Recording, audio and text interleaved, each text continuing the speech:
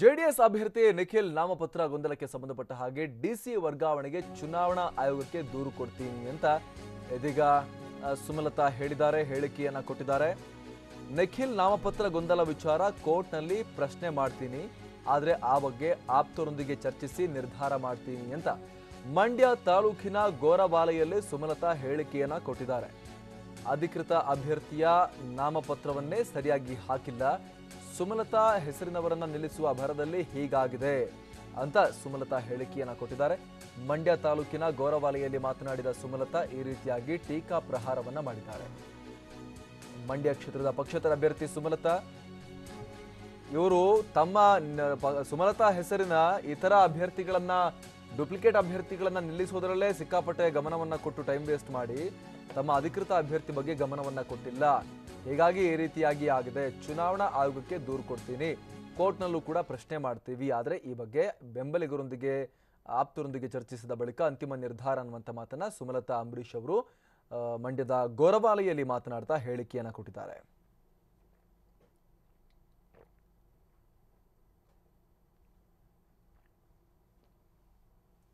ಅವರು ಸುಮಲತಾ ಅನ್ನೋ ಹೆಸರನ್ನ ಹುಡುಕಿ 3 ಜನರನ್ನ ನಾಮಿನೇಷನ್ ಫೈಲ್ ಮಾಡೋದ್ರಲ್ಲಿ ತೋರಿಸಿದ ಇಂಟ್ರೆಸ್ಟು ಅಭ್ಯರ್ಥಿ ಹೆಸರಲ್ಲಿ ಸರಿಗೆ ತೋರಿಸಲಿಲ್ಲ. ಈ ಒಂದು ಇದರಲ್ಲಿ ಇಂಟ್ರೆಸ್ಟ್ ತೋರಿಸ್ಕೊಂಡು ಅವರ ಅಭ್ಯರ್ಥಿದಲ್ಲೇ ಅವರು ತಪ್ಪು ಮಾಡ್ಕೊಂಡು ಬಂದಿದ್ದಾರೆ.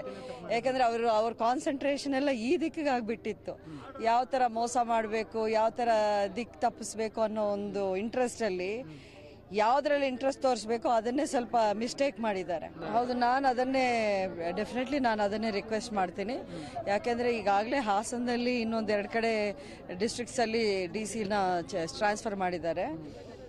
ಈ ರೀತಿ ಒಂದು ಓಪನ್ ಆಗಿ ಅವರು ಮಿಸ್ಯೂಸ್, ಅದೂ ಒಂದು ಹೈಯೆಸ್ಟ್ ಲೆವೆಲ್, ಇದು CM ಸನ್ ಅಂದರೆ ಅವರೇ ಮೋಸ್ಟ್ ಹೈ ಪ್ರೊಫೈಲ್ ಕ್ಯಾಂಡಿಡೇಟ್ ಆಗಿದ್ದಾರೆ. ಸೊ ಖಂಡಿತ ಮಿಸ್ಯೂಸ್ ಮಾಡೋ ಸಾಧ್ಯತೆ ಅತಿ ಹೆಚ್ಚಾಗಿದೆ ಇಲ್ಲಿ. ಅದನ್ನು ನಾವು ಪ್ರೂವ್ ಮಾಡಿದ್ವಿ. ಇವತ್ತು ಏನೇನಾಗಿದೆ, ಯಾವ ಥರದ್ದೊಂದು ಸಿಲ್ಲಿ ಎಕ್ಸ್ಕ್ಯೂಸಸ್ ಅವ್ರು ಕೊಟ್ಕೊಂಡು ಬಂದಿದ್ದಾರೆ ಅನ್ನೋದು ನಾನು ಪ್ರೂವ್ ಮಾಡಿದ್ದೆ. ಮಾಡ್ತೀವಿ. ಅವ್ರೇನು ಪಡೀತಿದ್ದಾರೆ ನನಗೆ ಗೊತ್ತಿಲ್ಲ. ನಮ್ಮ ಕಡೆಯಿಂದ ನಾವಂತೂ ಸ್ಟ್ರೇಟ್ ಆಗಿ ಹೇಳಿದ್ವಿ ಏನೇನು ತಪ್ಪುಗಳು ನಾವು ಕಂಡುಹಿಡಿದಿದ್ವಿ, ಅದಕ್ಕೆ ಅವರು ಯಾವ ರೀತಿ ನಡ್ಕೊಂಡಿದ್ದಾರೆ ಅಲ್ಲಿ ಚುನಾವಣಾ ಸಂಬಂಧಪಟ್ಟ ಅಧಿಕಾರಿಗಳೆಲ್ಲ, ಅದನ್ನು ನಾವು ನಿಮ್ಮ ಮುಂದೆ ಇದು ಕಾನೂನು ಪರವಾಗಿ ಹೋರಾಟ. ಈಗ ಅದಕ್ಕೆ ಒಂದು ಟೈಮು ಇದು ಬರುತ್ತೆ, ಅದನ್ನು ಮಾಡ್ತೀವಿ. ಅದನ್ನು ನಾವು ಡಿಸ್ಕಸ್ ಮಾಡಬೇಕಾಗಿದೆ ಲೀಗಲ್ ಟೀಮಲ್ಲಿ. ಅವರು ಸುಮಲತಾ ಅನ್ನೋ ಹೆಸರನ್ನ ಹುಡುಕಿ 3 ಜನರನ್ನ ಈ ಬಗ್ಗೆ ಮತ್ತಷ್ಟು ಮಾಹಿತಿ ನಮ್ಮ ಪ್ರತಿನಿಧಿ ರವಿಲಾಲಿ ಪಾಳ್ಯ ನೀಡ್ತಾರೆ.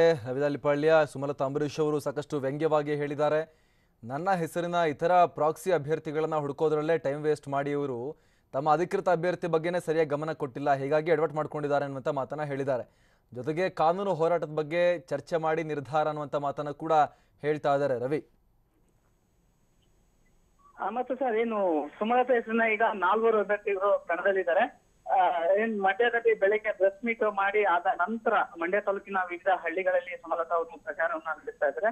ಇವತ್ತು ಮಂಡ್ಯ ತಾಲೂಕಿನ ಗೊರವಾಲೆ ಅಂತಕ್ಕಂಥ ಗ್ರಾಮದಲ್ಲಿ ಮಾತನಾಡ್ತಾ ಹೇಳಿದ್ರು. ಅವರು ಸುಮಲತಾ ಹೆಸರನ್ನ ಈಗ 3 ಅಭ್ಯರ್ಥಿಗಳನ್ನ ಕಣಕ್ಕಿಳಿಸಿದ್ದಾರೆ, ವಿರೋಧ ಅಂದ್ರೆ ಅವರು ಎದುರಾಳಿಗಳು.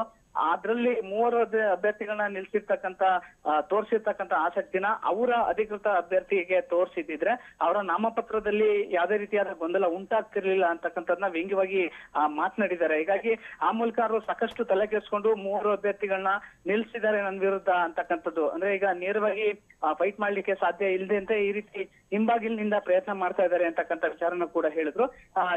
ಬೆಳಿಗ್ಗೆಯಿಂದ ಕಾನೂನು ಹೋರಾಟ, ಚುನಾವಣಾ ಆಯೋಗಕ್ಕೆ ಏನ್ ದೂರು ಕೊಟ್ಟಿದ್ದಾರೆ, ಮೊದಲಿನ ಈ ಎಲ್ಲಾ ಬೆಳವಣಿಗೆಗಳ ಬಗ್ಗೆ ಚುನಾವಣಾ ಆಯೋಗಕ್ಕೆ ಏನಾದ್ರು ಕಾನೂನು ಹೋರಾಟ ಮಾಡ್ಲಿಕ್ಕೆ ಏನಾದ್ರು ಪ್ರಯತ್ನ ಪಡ್ತೀರಾ ಅಂತಕ್ಕಂಥ ಟೈಮ್ ನಲ್ಲಿ ಅವರು ಖಂಡಿತವಾಗ್ಲೂ ಕಾನೂನು ಹೋರಾಟ ಮಾಡ್ತಕ್ಕಂಥದ್ದು ನಿಜ, ಆದ್ರೆ ಅದಕ್ಕೆ ತಮ್ಮ ಆಪ್ತರ ಜೊತೆ ಚರ್ಚೆ ಮಾಡ್ಬೇಕಾಗುತ್ತೆ. ಹೀಗಾಗಿ ಚುನಾವಣೆ ಆದ ನಂತರ ನಾವು ಖಂಡಿತವಾಗ್ಲೂ ಕಾನೂನು ಹೋರಾಟಕ್ಕೆ ಕೋರ್ಟ್ ಮೊರೆ ಹೋಗ್ತೀವಿ ಅಂತಕ್ಕಂಥ ವಿಚಾರವನ್ನ ಕೂಡ ಹೇಳಿದ್ದಾರೆ. ಹಾಗೆ ಮಂಡ್ಯ ಜಿಲ್ಲಾಧಿಕಾರಿಗಳನ್ನ ವರ್ಗಾವಣೆ ಮಾಡೋ ನಿಟ್ಟಿನಲ್ಲಿ ನಾವು ಚುನಾವಣಾ ಆಯೋಗಕ್ಕೆ ಲಿಖಿತವಾದ ದೂರನ್ನ ಸಲ್ಲಿಸ್ತೀವಿ ಅಂತಕ್ಕಂಥ ವಿಚಾರನ ಹೇಳೋದ್ರ ಮೂಲಕ ಚುನಾವಣಾ ಆಯೋಗಕ್ಕೆ ಈಗಾಗಲೇ ಜಿಲ್ಲಾಧಿಕಾರಿಗಳನ್ನ ವರ್ಗಾವಣೆ ಮಾಡ್ಕೊಳ್ಳಿಕ್ಕೆ ಮನವಿ ಮಾಡ್ಕೊಳ್ಳಿಕ್ಕೆ ಎಲ್ಲಾ ರೀತಿಯಾದ ಒಂದು ಸಿದ್ಧತೆಯನ್ನು ಕೂಡ ಅವರು ಆರಂಭ ಮಾಡಿದ್ದಾರೆ.